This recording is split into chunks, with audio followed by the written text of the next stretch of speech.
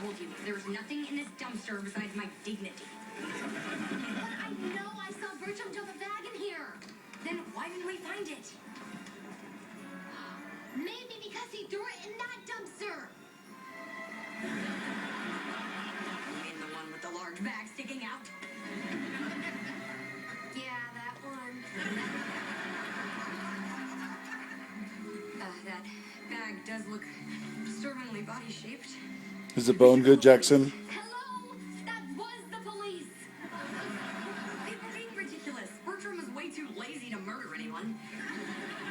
There's only one way to find out. Open it.